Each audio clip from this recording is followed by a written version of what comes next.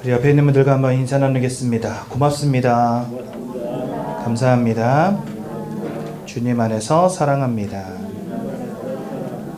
오늘은 이제 제2과 말씀 같이 보시겠습니다. 창세기 3장 1절에서 6절입니다.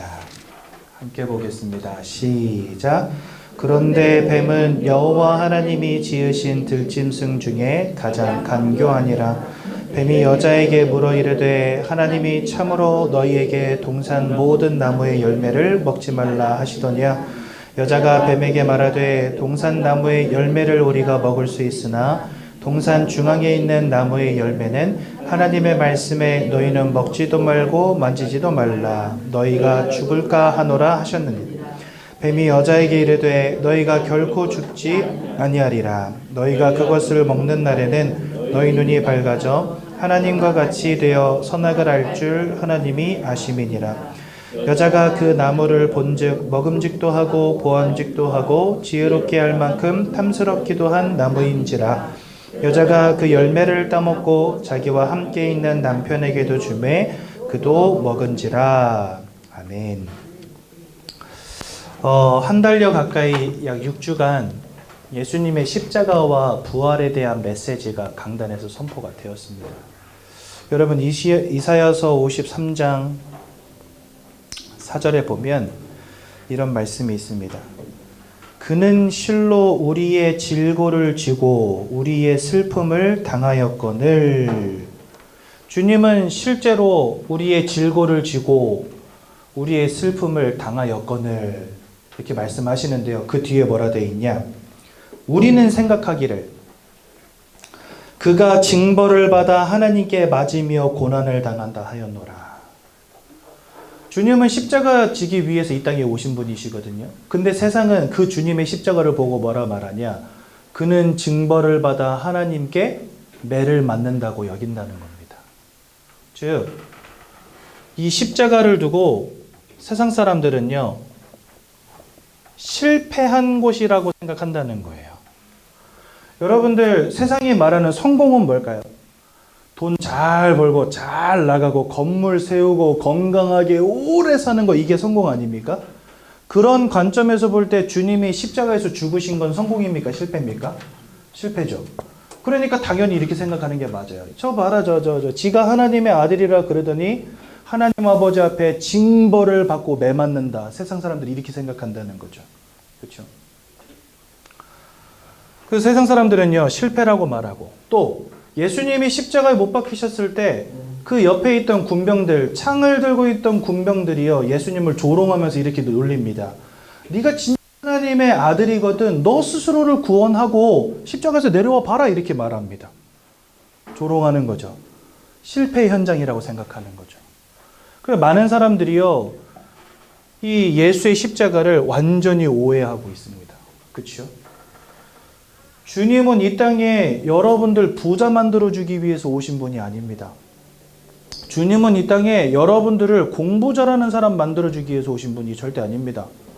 주님은 이 땅에 여러분들 성공하는 사람 만들어주기 위해서 오신 분이 절대 아닙니다. 만약에 이런 목적을 가지고 오셨다면요, 십자가에서 죽으실 게 아니고 진짜 최고 대학을 설립하고, 그죠? 아니면 오는 사람들마다 딱 와가지고 주님한테 안수기도 받고 다 병나서 돌아가고, 개업하는 데마다 주님 찾아가가지고 축복기도 해가지고 돈 많이 벌게 해주고, 주님이 그 사역 하시면 되지. 왜 십자가에서 죽으십니까? 그렇죠? 주님은 처음부터 끝까지 영적 존재인 우리에게 영적인 것을 말씀하시고, 영적 존재인 우리에게 영적인 축복이 무엇인지를 말씀하시고, 영적 존재인 우리에게 왜 주님이 십자가에서 못 박혀 돌아가시지 않으면 안 되는가? 영적인 이유를 설명하시고 십자가에서 죽으셨는데 세상은 이거 이해 못한다는 거예요. 네가 진짜 구원자인데 왜 하필이면 그 저주받은 십자가에서 죽었니? 이렇게 따진다는 거죠. 네가 진짜 하나님이거든. 너 스스로를 구원해 봐라. 한번 십자가에서 내려와 봐라. 따진다는 거죠. 왜요? 그들의 온통 초점과 관심은 영적인 것에 있지 않기 때문에 여기는 실패의 자리요 저주의 자리인 겁니다. 그런데 우리가 영적인 눈으로 바라본다면 이곳은 어디입니까? 여러분들을 위한 최고의 구원을 이룬 자리입니다. 그게 십자가거든요. 그러니 주님은 죽기 위해 오신 거지요.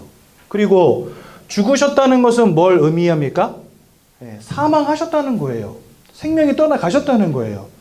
그런데 우리에게 영생을 주실 하나님이시다라고 하는 증거로 뭐 하셔야 됩니까? 부활하셔야 되는 겁니다. 뭐 때문에요? 우리에게 영생 주시기 위하여. 그렇죠? 그래서 어찌 보면 기독교 신앙에서 이 십자가와 부활 이 두 가지 사건은요, 핵심 중에 핵심입니다. 그리고 또 한 가지, 우리를 위해서 죽으시고 부활하셔야 되는데, 여러분들과 저와 여러분들의 죄악을 하나님 십자가에서 끝내기 위해서는요, 주님이 죽어주셔야 되는데, 그러려면 죄와 상관이 없는 몸으로 이 땅에 오셔야 돼요. 그래서 성경은 뭐라 말씀하시냐? 주님이 남자를 알지 못하는 동정녀 마리아를 통해서 오게 되었다라고 설명하십니다. 왜요? 죄 없는 몸으로 오셔야 되기 때문에. 그럼 정리해보자면 이겁니다. 동정녀 마리아를 통해서 죄 없는 몸으로 이 땅에 오셔서 십자가가 실패가 아니라 우리 구원을 이루기 위한 십자가에서 죽으시고, 그리고 돌아가신 지 3일 만에 부활하신 것입니다. 이게 바로 뭐냐? 기독교 신앙의 핵심 세 가지입니다. 그럼 여러분 보세요. 만약에 이 세 가지가 역사적으로 실제로 일어나지 않았다면 구원도 없는 것입니다. 그렇죠? 그래서 주님의 동정녀 탄생과 십자가의 죽으심과 부활은 반드시 뭐여야만 합니까? 역사적으로 이 땅에서 일어난 사실이어야 하는 것입니다. 그래서 여러분들은 주님을 믿을 때 많은 사람들이 이런 얘기해요. 나는 예수는 믿는데 주님의 부활은 못 믿겠다. 이런 사람들이 있어요. 안 믿어져. 예수는 믿어지는데 부활이 안 믿어져. 이런 사람들이 있어요. 여러분, 예수를 믿는다는 건 예수님이 어떻게 오셨는지, 어떻게 죽으셨는지, 또 부활하셨다고 하는 이 사실까지도 우리가 믿어야 되는 거 아닙니까? 근데 많은 분들이 나는 예수는 믿는데 부활은 죽어도 못 믿겠어요, 목사님. 이런 사람들이 많아요. 그런데 주님의 동정녀 탄생과 십자가와 부활이 없었다면 구원도 없는 것입니다. 이 세 가지는요, 구원을 이루기 위하여 주님이 반드시 취했어야 될 세 가지 사건이기 때문에, 즉 이것이 없다면 구원도 없는 것이기 때문에, 그래서 여러분들은 이 세 가지 사건을 역사적인 사실로 받아들이시면 됩니다. 제가 지지난주에도 여러분들에게 한번 그런 얘기 한 적이 있잖아요. 아버지가 저를 뒤지게 패는 거예요, 진짜. 그래가지고 저는 어렸을 적이 제가 살던 집에 보면 이렇게 담벼락이 하나 있는데, 우리 집 담벼락 바깥쪽에 보면 은행나무가 큰 거 하나 있어요. 그러면 저희 아버지가 저를 막 이잡듯이 패면, 그때 이제 저희 할머니가 그만해라! 이러고선 저를 들쳐오고 들쳐오고, 그 다음에 그 집 뒤편에 있는 은행나무 밑에 가가지고 저는 막 뒤에서 막 울고 있고, 저희 할머니는 저 달래준다고 울지 마라, 괜찮다, 할미가 있다 이러면서 궁뎅이 토닥토닥 두드려 주시던 기억밖에 없어요. 어렸을 때 기억이 얼마나 맞고 자랐는지. 저는요, 제 어렸을 적에 제 마음속에는 이런 불신이 싹 텄습니다. 저 아빠는 내 아빠가 아니야. 근데 조금 이제 초등학생이 됐을 때 저희 어머니가 저한테 기가 막힌 이야기를 해주시는 거예요. 너 아버지랑 약혼을 했는데 1톤 트럭이 튀어가지고 30m를 날아갔대요, 결혼하기 전에. 그래가지고 골반 밑으로 다 부러져가지고 6개월을 병원에 있었다는 거예요. 6개월을 병원에 있다가 태어나려고 그랬더니 의사가 하는 말이 당신은 아이를 가질 수 없는 몸이 됐다, 이렇게 말을 했대요. 근데 네가 기적처럼 생긴 거야 했는데, 맨날 뒤지게 패는 아버지와 아이를 갖지 못한다는 그 소리가 합쳐져가지고 어떻게 됐어요? 기적처럼 나를 낳은 게 아니고 기적처럼 어디서 나를 주워 오셨구나, 이렇게 생각을 한 거죠. 이 불신이 오랫동안 사라지질 않았는데, 물론 커가면서 깨닫게 됐죠. 이 두 분이 우리 부모님이 맞구나 깨닫게 됐는데, 그래서 여러분들, 부모님과 나 사이에 이것은요, 믿음의 관계가 아닙니다. 사실적 관계죠. 그렇죠? 나는 부모님을 믿지 않아요. 부모님을 믿는 존재가 아니에요. 그냥 그분들은 사실인 거예요. 내 부모님께 사실인 거예요. 무슨 말인지 이해가 되시죠? 우리는 이 세 가지를요, 믿어야 되겠지만 단순히 믿음의 범주에 두지 마십시오. 조금 더 정확하게 원리적으로 이해하셔야 됩니다. 이 세 가지가 없다면 구원도 없는 것입니다. 아버지와 어머니가 두 분이 만나서 결혼하고 사랑을 나누지 않았다면 홍감사가 없는 것처럼 이 세 가지가 없다면 구원도 없는 것입니다. 그래서 이거는요, 우리가 반드시 믿어야 될 내용이지만 또한 그냥 역사적인 사실로 그저 받아들이면 되는 내용이기도 합니다. 그러니까 예수는 믿는데 부활은 안 믿긴다. 그 말 자체가 오류인 거예요. 모순인 거예요. 무슨 말인지 이해가 되시죠? 그래서 이 세 가지 사실이 여러분들에게 진짜 실제로 믿어지는 은혜가 있으면 좋겠고요. 사도행전 7장 55절과 56절에 보면 스데반이라고 하는 사람이 나옵니다. 이 스데반이라고 하는 사람이요, 유대인들 앞에서 예수가 그리스도라는 이 언약, 이 사실을 설교하다가 돌에 맞아 죽었거든요.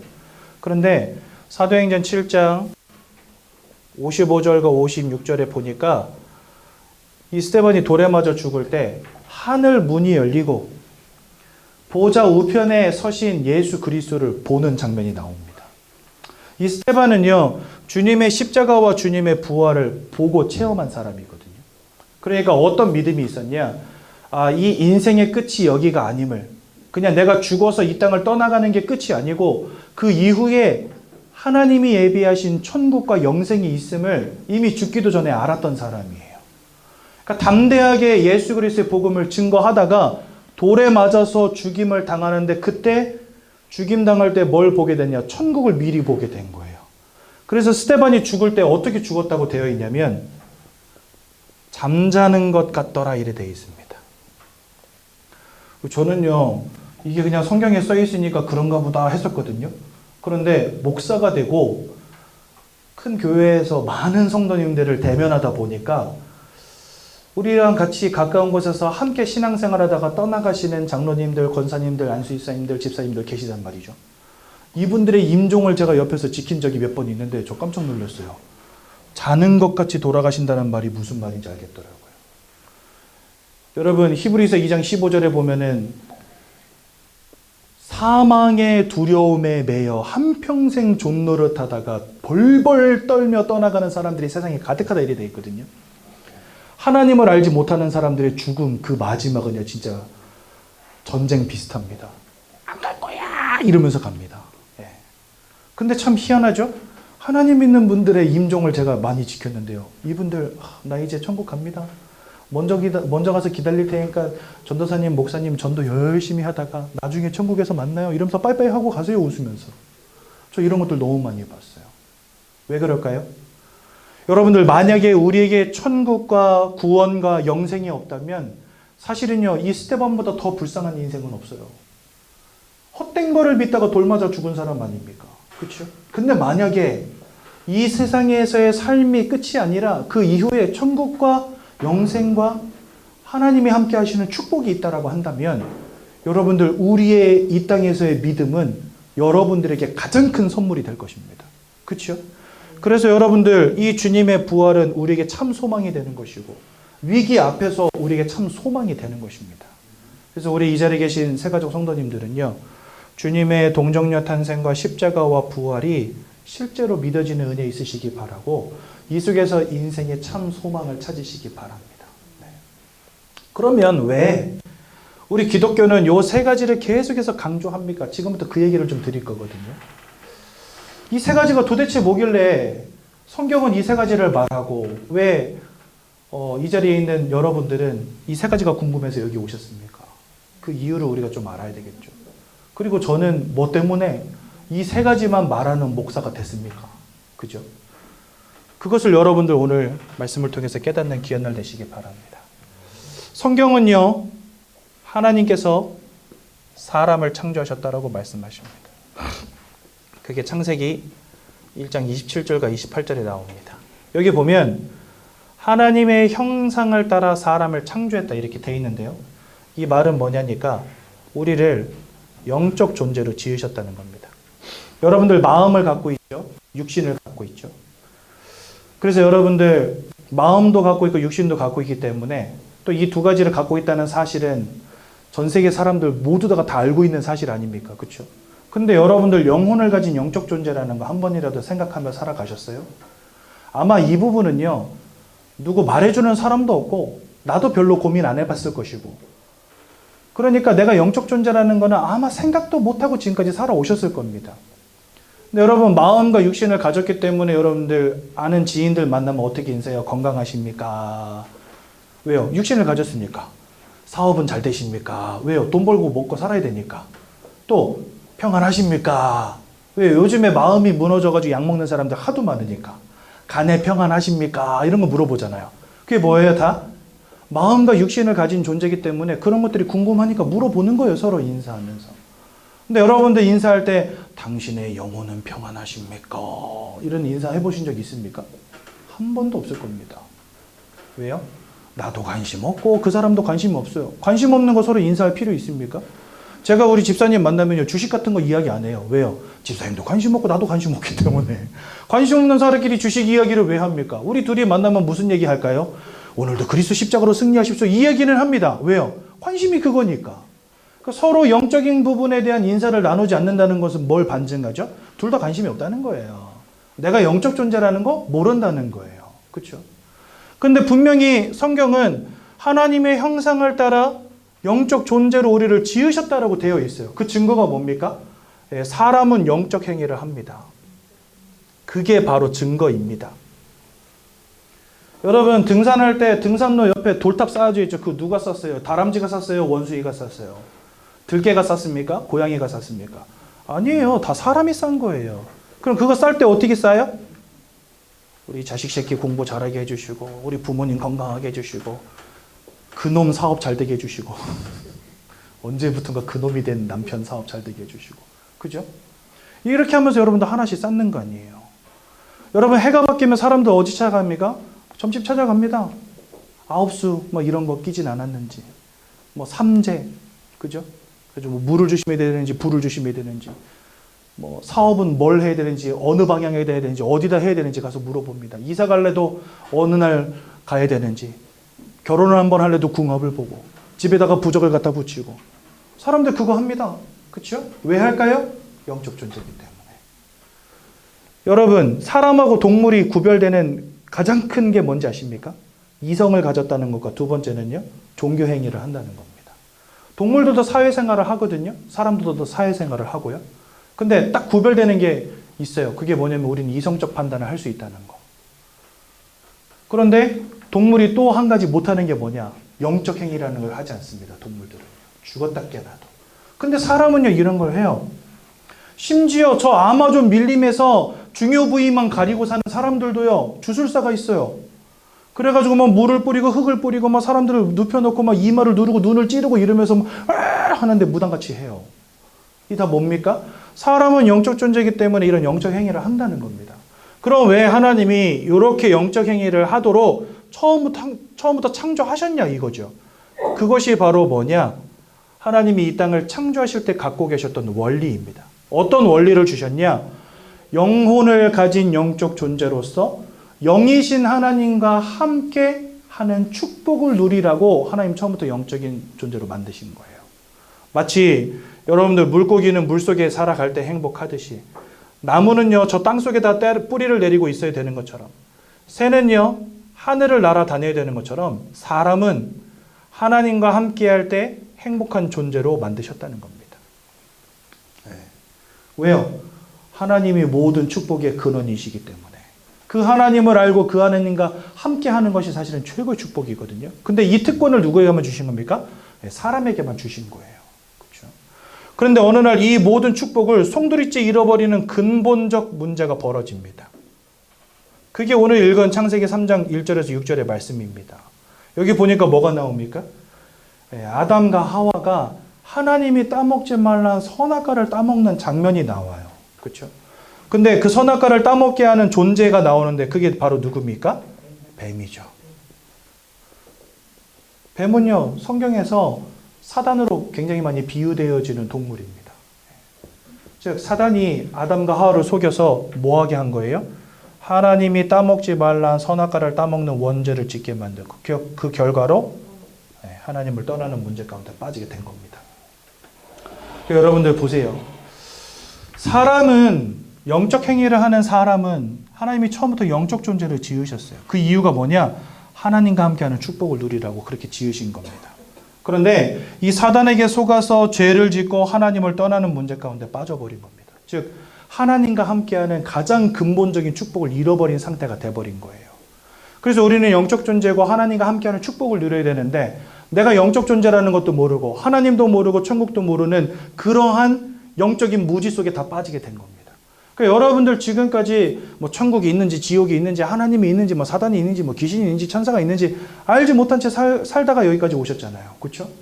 그런 영적인 무지 속에 우리가 다 빠지게 된 겁니다. 영적인 무지 속에 빠진 것으로 끝난 게 아니고 하나님을 잃어버린 순간부터 인생의 모든 문제가 시작되어지는데요. 그 첫 번째가 뭐냐? 요한복음 8장 44절에 보니까 너희는 너희 아비 마귀에게서 났으니 이래 되어 있습니다.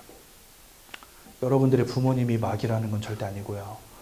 우리가 원래는 하나님과 함께 되는 인생이었는데 이 하나님을 잃어버린 채 이제는 사단 마귀의 역사 가운데 살아가는 존재가 되었음을 말씀하시는 겁니다. 특히나 요한일서 3장 8절은 뭐라고 말씀하시냐? 이 마귀에게 속한 자가 되었다 이렇게 말씀하십니다. 즉 세상 말로는요. 운명과 사주팔자에 사로잡힌 인생이 되었다는 거예요. 진짜 최선을 다해서 열심히 산 죄밖에 없는데 내가 원치 않는 인생의 불행과 문제 가운데 살아갈 수밖에 없는 존재가 돼버린 거예요. 언제부터요? 내 영적 배경의 주인이 바뀌어버렸어요. 하나님이셨는데 그것이 이제는 사단 마귀로 바뀌어진 겁니다. 어이구 뭐 그게 뭔 상관이 있나요? 이렇게 질문할 수 있잖아요. 하나님에서 그냥 사단 마귀로 바뀐 건데 이 사단 마귀가 어떤 존재인지 알면 그런 말 못하죠. 요한복음 8장 44절에 보니까 그는 살인마요, 살인자요, 거짓말장이다 이렇게 말씀하십니다. 그리고요 요한복음 10장 10절에 보니까 그는 도적이다 이렇게 되어 있습니다. 도적이 오는 것은 모든 것을 빼앗고 죽이고 멸망시키려는 존재다 이렇게 말씀하십니다. 계시록 12장 9절에 보니까 그는 천하를 꿰는 자다 이렇게 되어 있습니다. 천하를요 속여서 모든 사람들로 하여금 방황하게 만드는 자다 이렇게 되어 있습니다. 그러니 여러분 우리 인생을 축복하시고 지키시는 하나님이 아닌 살인자, 거짓말장이, 도적 같은 놈, 여러분들의 인생을 방황으로 이끌어가는 이 영적인 존재가 여러분들의 영적 배경 속에 딱 자리를 잡고 있는 거예요. 어떤 일이 벌어지겠습니까? 그것 자체가 사실은요 사망이라고 성경은 말씀하시는 겁니다. 근데 여러분 아까도 제가 말씀드렸죠. 사람은 마음과 육신을 가진 존재라고요. 근데 여러분 사람이 참 특이한 특징이 있습니다. 그게 뭔지 아십니까? 사람이 마음이 무너지잖아요. 육신이 병들어 버려요. 여러분들 마음이 무너졌다. 육신도 그냥 덩달아 힘이 빠져요. 아무것도 하기 싫어. 막 스트레스가 계속 쌓이면 여러분들 월요일날 출근하고 싶어요? 하기 싫어요? 하기 싫죠. 그래서 월요일병이라는 게 생겼다며요. 요즘에는. 일요일이 다 끝나가고 월요일 새벽이 밝아오면 그때부터 시달리는 거예요. 벌써. 가기 싫은데 또 가야 돼. 이 극심한 스트레스 속에서. 그죠? 월요일병. 마음이 스트레스로 가득 차 있다. 일도 하기 싫고요. 아무것도 하기 싫어요. 그죠? 일 열심히 하고 집에 들어왔더니 집 구석은 난장판이 돼 있다. 그럼 여러분들 짜증나요? 안 짜증나요? 짜증나죠. 이놈 새끼들 집 좀 치우지! 이러면서 나가요? 안 나가요? 나가죠. 야, 왜 설거지 집 해주지! 이런 말 나가요? 안 나가요? 나가요. 왜 사람이 마음이 여유가 있어야 삶도 여유가 있는 건데 마음이 여유가 없으면 삶도 여유가 없어지거든요. 마음이 여유가 없고 단순히 여유가 없는 게 아니라 마음이 우울증, 조울증 이런 정신의 문제로 무너지기 시작하면은요 그 사람의 삶도 덩달아 무너집니다. 마음이 병들어 버리면요 육신도 병들어 버려요. 사람이 참 희한한 존재거든요. 반대로 육신이 큰 질병의 문제 가운데 빠지면요 마음이 긍정적인 생각을 갖기가 쉽지 않잖아요. 이게 뭐냐면은 육신과 마음이요 상호 영향을 끼친다는 거예요. 여러분 내가 아무리 몸이 무너져도 긍정적인 마음을 계속해서 갖고 있으면 그게 여러분들에게 긍정적인 영향을 끼치는 거 아시죠? 그래서 여러분 사람은 이렇게 마음과 육신이 굉장히 긴밀하게 영향을 주는 존재입니다. 그래서 여러분들이 행복을 느끼고 평안을 느끼는 거 굉장히 중요해요. 그게 여러분들의 삶에도 축복으로 연결되어지거든요. 마음이 무너지고 슬픔으로 가득 찼다. 그럼 어떻게 됩니까? 그게 인생의 실패로도 연결이 되어져요. 그 여러분들 마음과 육신이 굉장히 영향을 끼친다는 겁니다. 그러면 그것을 기본으로 한번 생각해 봅시다. 사람이 영혼을 가진 영적 존재라고 한다면 여러분들의 영적 배경 속에 무엇이 있느냐가 여러분들의 영적 배경 속에 하나님이 계시냐 혹은 도적 같은 놈, 살인자, 거짓말장애가 있느냐 하는 것이 여러분들의 마음과 삶과 육신에 끼치는 영향력 또한 지대하다는 겁니다. 그래서 여러분들 세상은 이렇게 말해요. 내가 공부 열심히 해서 돈 많이 벌고 성공하면 그게 행복이다 이렇게 말하는데 여러분들의 영적인 배경 속에서 이 사단이라고 하는 자가 여러분들의 마음으로부터 계속해서 평안함을 빼앗아가고 만족과 기쁨과 행복을 빼앗아간다. 왜? 도적 같은 놈이니까. 어떤 일이 벌어지겠습니까? 통장에 돈을 이만큼 쌓아놨는데도 행복이 없는 거예요. 저 강남의 펜트하우스에 살고 있는데 정신과 약 먹어야 되는 거예요. 세상이 너무나 발전하고 있는데 인생의 문제가 해결이 안 돼요. 여러분 우리나라 이제 뭡니까? GDP? GDP입니까?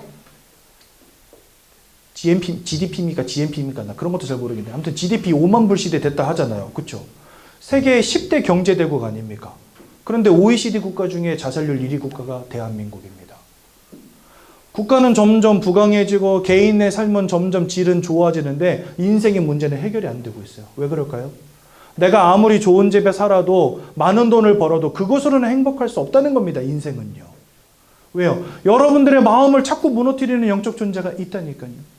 하나님이 내 인생에 함께 하시는 축복으로 인생을 시작해야 되는데 이 첫 단추를 잘못 껴버린 거예요. 그래 여러분 첫 단추 잘못 끼면 어떻게 돼요? 사람이 영 바보 같아지잖아요. 그렇죠?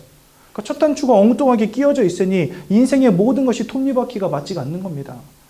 열심히 사는데 최선을 다하는데 직장도 좋은데 돈도 많이 벌었는데 좋은 집에 좋은 차 끌고 다니는데 이상하게 마음이 자꾸 무너져가지고 정신과 찾아가서 약 먹지 않으면 인생이 돼버리는 거예요. 나도 모르게. 왜 그런지 아십니까? 그만큼 우리의 영적 배경 속에 무엇이 있느냐가 중요한데 이 영적인 축복을 송두리째 잃어버린 것입니다. 언제요? 사단에게 속아서 죄악 가운데 빠진 결과로 말미암아. 그래서 여러분들 이 사단의 영적 배경 가운데 살고 있으니 사람들의 마음과 생각이 병들고 무너질 수밖에 없는 겁니다, 여러분. 우울증에 빠지고 조울증에 빠지고, 그죠? 정신분열의 문제, 노이로제, 스트레스, 악몽, 환청, 환상 이런 문제가 계속해서 찾아오는 겁니다. 여러분들 만약에요. 문 열어놨는데 밖에 막 태풍이 치고 비바람이 분다. 그러면 뭐 하면 돼요? 문 닫으면 돼요. 창문 닫으면 돼요. 그렇죠? 그런데 어느 날 찾아오는 이런 영적인 문제, 문 걸어 잠근들 막아치겠습니까? 오지 말라 한들 안 오겠습니까? 아니에요. 이 영적인 존재에게 딱 사로잡힌 채 마음과 생각의 문제가 무너지기 시작하는데 이거는 통장에 있는 돈으로도 못 막아요. 아무리 좋은 집에 살아도 막아지는 게 아닙니다, 여러분들. 그죠? 그러니 나는 최선을 다해서 열심히 산 것밖에 없는데 이상하게 삶이 자꾸만 실패하고 마음이 자꾸만 무너지는 문제 가운데 빠지는 거예요. 여러분, 제가 몇 번 말씀드렸잖아요. 지금 정신병원에서 그 병실을 없애고 있는 거 아십니까? 왜냐니까 정신병원에 입원을 했는데 거기서 사람들이 자꾸 자살을 하는 거예요. 그래가지고 여기 안산에 고려의원이라고 있거든요. 거기가 되게 유명하고 오래된 정신병원이에요. 그러니 뭐 얼마나 베테랑 의사들, 베테랑 간호사들 있겠습니까? 오래됐다는 건 뭐예요? 그만큼 많은 환자들을 다뤄봤고 치유해 왔다는 거 아닙니까? 그렇죠? 그런데 거기에서 이제 병실을 없앴어요. 왜 없앴냐? 너무나 많은 환자들이 들어와서 거기서 자살하는 거예요. 그러니까 이제 자살의 책임은 자기들이 지지 않겠다는 거예요. 너무 힘드니까. 거기는 정신병원인데 자꾸 시체 치워야 되니까. 그러니까 병실을 없앤 거예요. 그러니까 사람들이 마음이 무너지니까 정신병원까지 왔는데 약을 먹고 치료를 받는 상황에서도 자살 충동을 이기지 못한다는 겁니다. 여러분 이걸 뭘로 해결하겠습니까? 지금 정신병원이요 가득 찼어요. 더 이상 병실이 없어요. 그래서 어느 정도냐? 이제는 정신병원 들어갈래도요 쉽게 들어갈 수도 없어요. 내가 가고 싶어도 혼자 못 가요. 보호자의 동의가 있어야 되고 그 다음에 좀 심각한 경우에는 이제 뭐 경찰이 와가지고 혹시라도 이 사람이 정신병력 때문에 폭력을 저지르진 않았는지 이런 것들이 사실관계가 입증이 돼야지 정신병원 가는 시대가 됐다니까요. 왜요? 그러지 않으면 입원 안 시켜줘요. 병원에서. 왜요? 입원하려고 줄 섰는데 사람들이 아무나 받아줄 수가 없는 거예요. 그리고 바꿔 말하면 들어와 있는 사람들 가운데 조금이라도 상태가 호전됐다 그러면 바로 퇴원입니다. 왜요? 줄 쓴 사람들이 가득 찼으니까. 여러분 전국의 정신병원에 들어갈 곳이 없는 시대가 됐어요. 대한민국 잘 사는 나라입니다. 아무리 잘 살면 뭐합니까? 돈이 많으면 뭐합니까? 성공하면 뭐합니까? 이러한 영적인 배경 속에서 마음과 생각이 무너지는 것을 알지 못해요. 그러니까요, 그냥 오로지 돈, 성공, 어떻게든 나는 성공할 거야, 이러면서. 그죠? 거기에 평안함이 있고 행복이 있는 것으로 착각하는 거죠. 아니요. 여러분들의 인생으로부터 모든 것을 빼앗고 죽이고 멸망시키려는 영적 존재가 있다는 사실을 기억하시기 바랍니다. 성경은 그 녀석의 이름을 사단이라고 밝히고 있는 거예요. 그러니 여러분, 우리들의 삶과 육신도 무너질 수밖에요. 너무나 많은 사람들이 실패 가운데, 질병의 문제 가운데, 원치 않는 사건, 사고 가운데 살아가고 있습니다. 그렇죠? 많은 것에 중독되어 버리고, 알코올에 중독되고, 마약에 중독되고, 게임에 중독되고, 음란에 중독되어 버리고, 세상 사람들이요. 그죠? 마음과 생각이 무너져가지고 막 살인을 저지르고, 서로를 비방하고 비난하고. 여러분, 요즘 극단적인 이기주의 시대가 됐잖아요.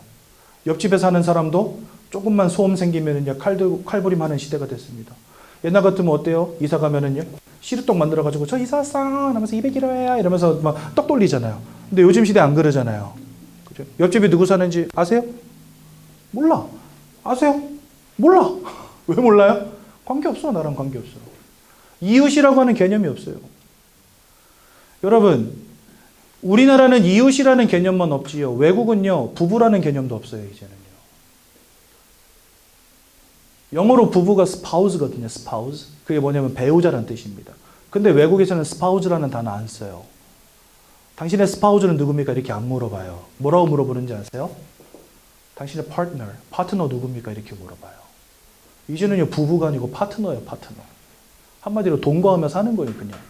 살다가 안 맞으면 야, 니 가, 너랑 안 살아. 다른 사람하고 또 사는 거예요. 이게 여러분 이제 이 시대의 문화가 됐어요, 이게. 우리나라도 점점 그렇게 바뀌고 있습니다. 처음에는요, 가정과 가정이 서로 관계한 이웃이라고 하는 개념이 사라지다가 이제는 부부라는 개념이 사라지거든요. 그렇죠? 그 사람은요, 점점 그러면 고립되고 외로워집니다. 그럼 어떻게 되는지 아세요? 정신문제 가운데 빠지는 거예요. 여러분, 우리나라 1인 가구 시대 이미 됐거든요. 사람은요, 기계랑 친해만 안 돼요. 요즘에 친구가 사라지고 집단 개인적인 이기주의 속에 빠지니까 사람들이 다 뭐하고 살아요? 다 핸드폰만 쥐고 살아요. 스마트 TV랑 친구해요. 인터넷으로 친구 사귀어요. 이런 시대가 됐어요. 그 마음이 외로운데 막 고독사하고 있는데, 어딘가에서는 지금 자살하고 있는데, 사람은요, 혼자 살면 안 되는 존재거든요. 근데 자꾸 이렇게 흘러가고 있습니다. 그러면서 뭔가에 자꾸 이제 중독되는 거죠. 알코올에 빠져 들어가고, 마약에 빠져 들어가고, 세상이 점점 무너지는 시대가 됐습니다. 왜 그렇습니까? 이 영적인 부분에서부터 시작되어진 문제죠. 사실은요. 너무나 많은 사람들이 자살하는 시대. 여러분, 우리나라 OECD 국가 중에 자살률 1위 국가입니다. 하루에 2명씩 자살합니다. 평균 40명 자살합니다. 하루에. 그러니까 평균 40명이면 1년에 몇 명 자살하는 거예요? 365일이니까. 4, 31, 4, 6, 24, 14,000명, 15,000명 가까이 자살하는 거예요. 1년에. 어마어마한 숫자가 죽고 있죠. 그냥 자살률 1위도 아닙니다. 청소년 자살률 1위가 대한민국입니다. 이런 오명을 써야 되겠습니까? 근데 여러분, 자살률 1위가 그냥 우리나라일 뿐이지 전 세계적으로 자살이 지금 문제잖아요. 앞으로 전문가들은요, 세상이 정신병동이 될 거다 이렇게 말하고요. 자살의 문제는 더욱더 심각해질 거다 말하고요. 마약을 이제 막을 수 없다 이렇게 말합니다. 여러분, 우리나라 마약 하나 구하는데 얼마인지 아십니까? 피자 한 판 값이면 구해요. 25,000원이면 마약 살 수 있어요. 25,000원이면 5번 정도 투약할 마약 살 수 있어요. 이런 광고를 접하는 거 어렵지 않아요. 서울에 있는 모든 상하수도 시설에서 그냥 물 퍼다가 마약 시료 검사했는데 다 양성 나왔어요. 하수도에서 그냥 물 퍼다가 시료했는데 다 양성 나왔어요.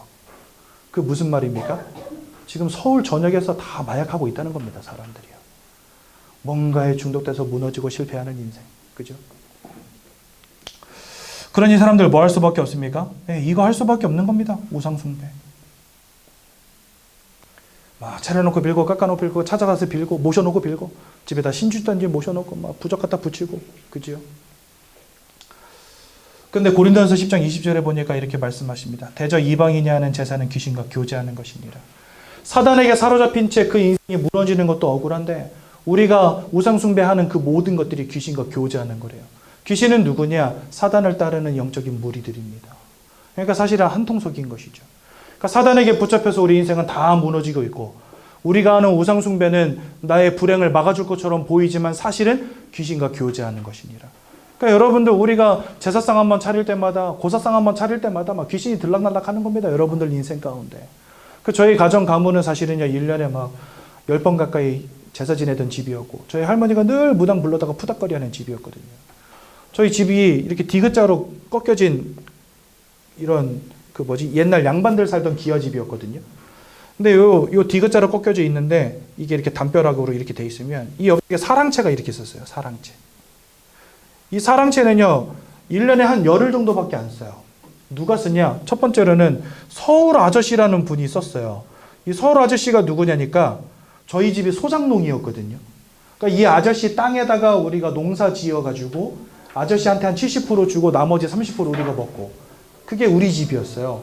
그래서 1년에 한 3, 4일 정도 서울 아저씨가 와서 여기 사랑채에 머물러요. 두 번째로는 누가 머무르냐? 무당이 머물러요. 옛날에는요, 동네마다 돌아다니면서 점쳐주는 무당들이 있었어요. 이 무당들이 우리 집에 와서 한 3, 4일씩 머물면서 먹고 자면서 동네 사람들 다 점을 쳐줬는데, 할머니가 무당들 오면 다 우리 집으로 들어오라 해가지고 본인 점도 치고, 그 다음에 동네 사람들 다 점 쳐주고, 이거 우리 할머니가 했었어요. 그러니까 우리 집은 맨날 무당 불러다가 푸닥거리 하고, 그 다음에 고사 지내고 제사 지내고 했던 집이 바로 우리 집입니다. 가정과 가문이 완전 쫄딱 망해가지고 다 박살나고 무너지고 이혼하고 기형아 태어나고 난리도 아니었어요, 여러분들. 왜요? 귀신과 교제하는 것입니다. 저는요, 이러한 영적인 존재가 우리 가정과 가문에 들락날락한다는 사실을 몰랐던 거예요. 우리 할머니도 몰랐던 거죠. 근데 여러분, 우리가 이 사단의 영적인 부분에 사로잡힌 채 이 귀신과 지금까지 교제하는 인생 살아온 겁니다. 그러니 인생이 무너질 수밖에요. 그러면서 여러분들, 히브리서 9장 27절에 보니까 사람이 한번 죽는 것은 정하신 것이요 그 후에는 심판이 있다 말씀하십니다. 여러분, 우리 인생이 이 땅 떠나가면 끝인 것 같지요? 아니요. 영혼을 가진 영적인 존재이기 때문에, 또 하나님이 계시기 때문에 이 땅 떠나가는 날 심판받는다 되어 있습니다. 심판 이후에 하나님을 믿는 자들 천국으로, 믿지 아니하는 자들 지옥으로 가게 된다라고 말씀하세요. 여기서 중요한 거, 여러분, 천국은 누가 가고 지옥은 누가 갑니까? 우리 보통 천국은 착한 사람 가고 지옥은 나쁜 사람 간다 생각하잖아요. 그렇죠? 근데 성경은요, 이렇게 말씀하세요. 우리가 하나님을 잃어버린 문제 가운데 저와 여러분들이 다 빠져 있는 거예요. 그러니까 우리의 영적 배경 속에 누가 있냐? 이 사단이라고 하는 녀석이 있습니다. 근데 마태복음 24장 51절에 보면 뭐라고 되어 있냐면, 지옥이라고 하는 것은 사단과 그를 따르는 영적인 무리들을 위해서 만들어 놓은 공간이라고 되어 있어요. 그래서요, 마지막 주님이 이 땅에 재림하셔서 심판하실 때 사단은 지옥에 갇히게 됩니다. 그러니까 이 지옥이라고 하는 것은 나쁜 놈 가두기 위해서 있는 것이 아니에요. 지옥은 뭐 때문에 존재하냐? 하나님을 대적하여 모든 인생을 사망 가운데 빠지게 만들어 놓은 이 사단을 가두기 위한 곳이 바로 지옥이에요.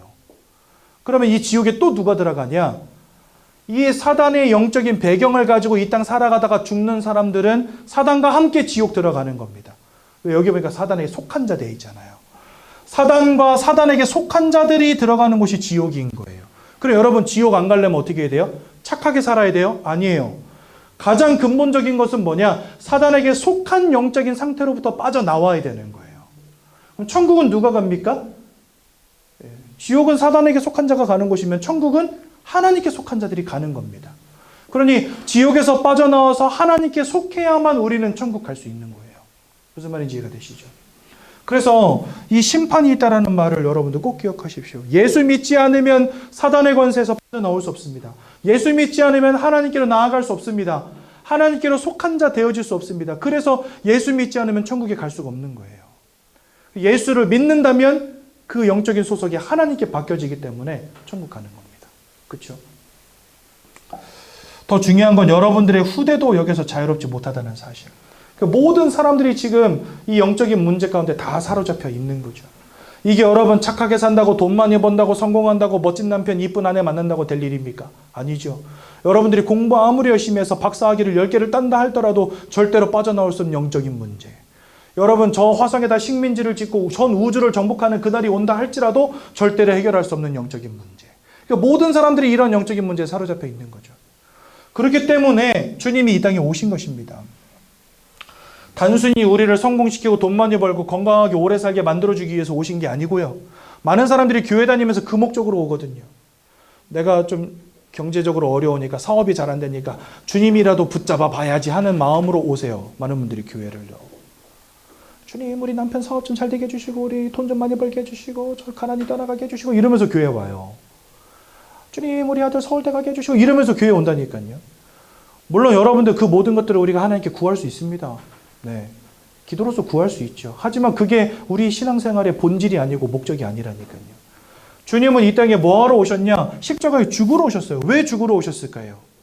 여러분들에게 와 있는 사단에게 사로잡힌 문제, 죄악의 문제, 하나님 떠난 문제는 주님이 십자가에서 죽어주시지 않으면 해결할 수 없는 문제이기 때문에. 여러분, 이 땅에 길로서 오신 이가 바로 예수님이십니다. 요한일서 3장 8절에 보니까 이렇게 말씀하세요. 아들이 나타나신 것은 사단의 마귀가 하는 모든 일을 멸하기 위함이니라.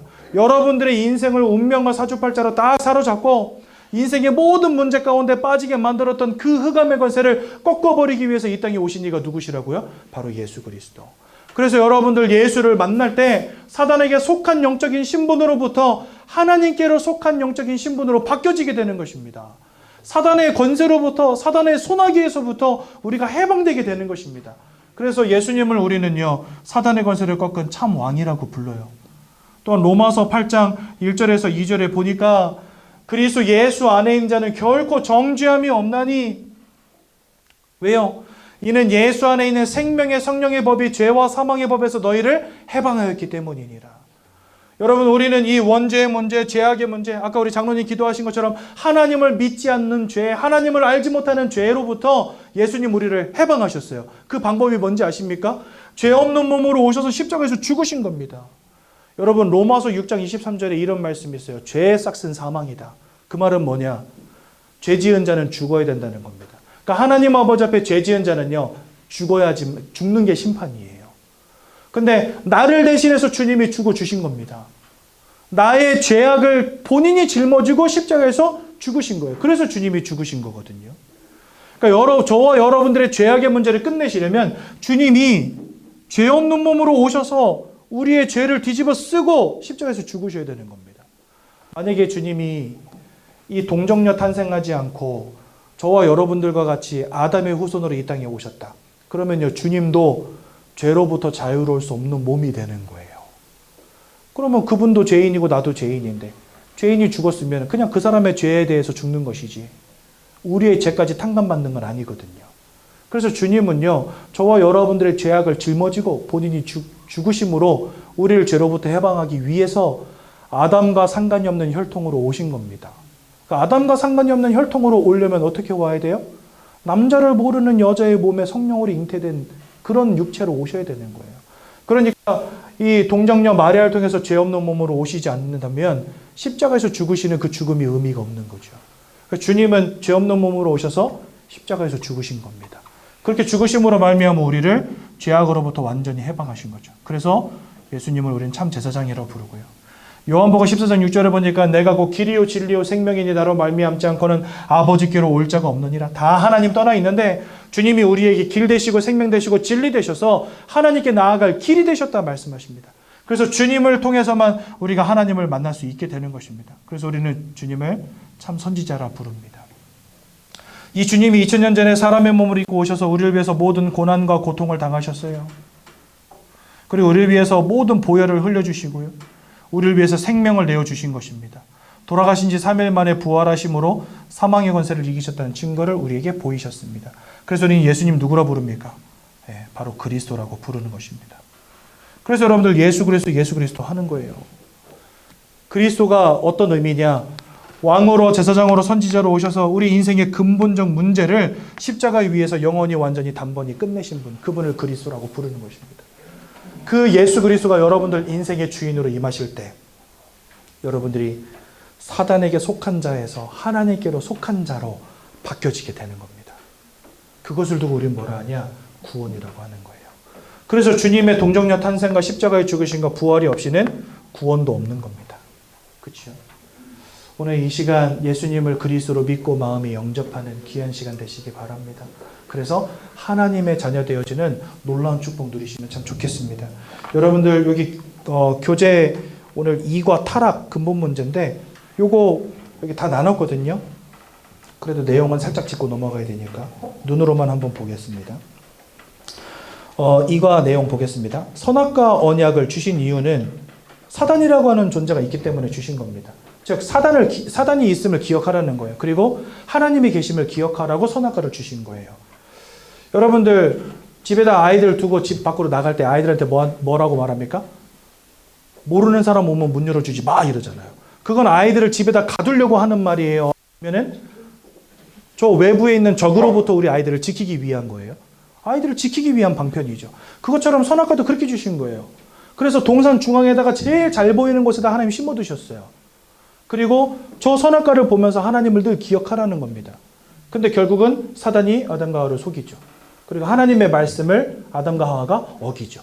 그것을 두고 뭐라 하냐? 근본 문제, 원죄라고 하는 겁니다. 그래서 이 주신 목적은 하나님을 기억하고 하나님과 함께 축복을 누리게 하시기 위해서 그래서 항상 기억하라고 동산 중앙에 위치시켜 두셨습니다. 그런데 인간이 타락하게 됩니다. 왜요? 사단이라고 하는 존재에게 속게 되는데요. 이 사단은 아름답고 지혜로운 존재로 지어졌어요. 그러다 보니까 교만해진 겁니다. 내가 하나님처럼 돼야 되겠다라고 하는 생각을 갖고 하나님께 대적했다가 계시록 12장 9절에 보니까 땅으로 내쫓기게 되었다.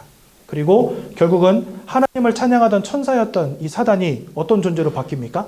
도적이 되어버립니다.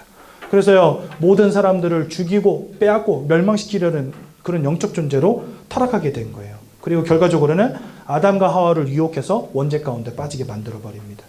원죄는 뭡니까? 하나님의 말씀을 불순종하고 하나님처럼 되려는 욕심 때문에 하나님의 약속을 버린 것입니다. 그래서 아담과 하와가 하나님의 말씀을 불순종하고 사단의 말을 따라간 결과가 뭐예요? 네, 이겁니다. 사단에게 사로잡힌 인생, 마음과 생각, 삶과 육신이 무너지는 인생, 우상 숭배할 수밖에 없는 인생, 지옥으로 갈 수밖에 없는 인생, 후대가 고통당하는 인생 돼버린 거예요. 그래서 하나님과 단절되게 됩니다. 모든 것을 잃어버린 것이고요. 하나님의 영광에 이르지 못하게 되었고 성경은 이것을 두고 영적 사망 상태다라고 말씀하십니다.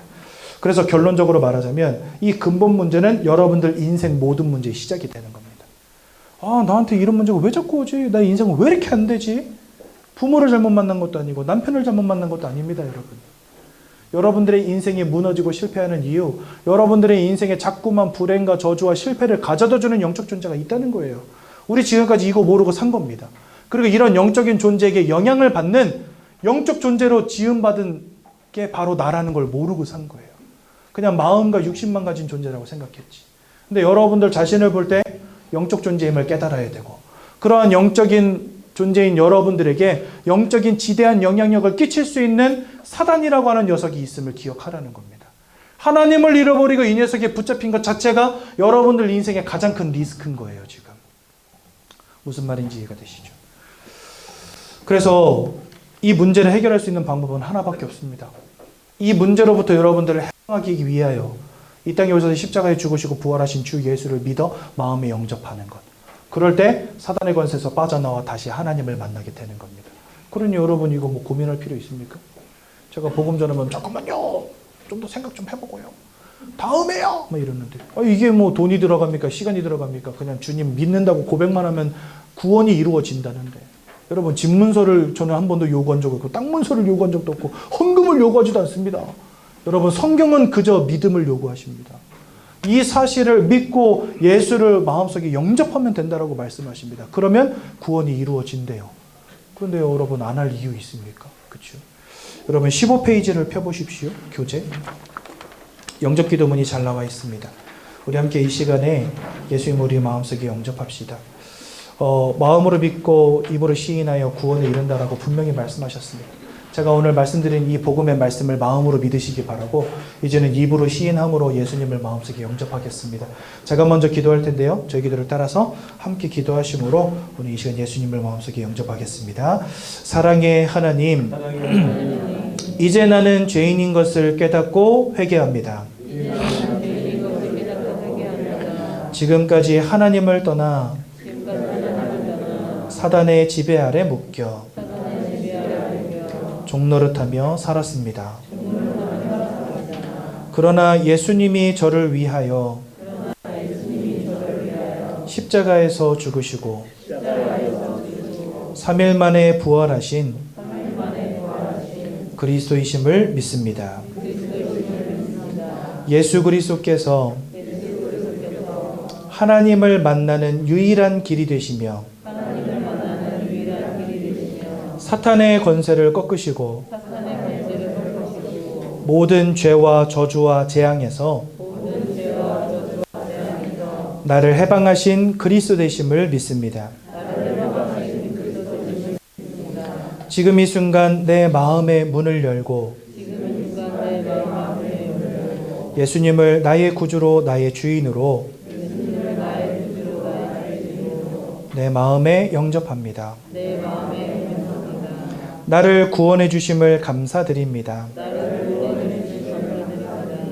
앞으로 하나님의 말씀과 뜻대로 살겠습니다. 지금부터 일평생을 세밀히 인도해 주옵소서. 예수 그리스도 이름으로 기도합니다.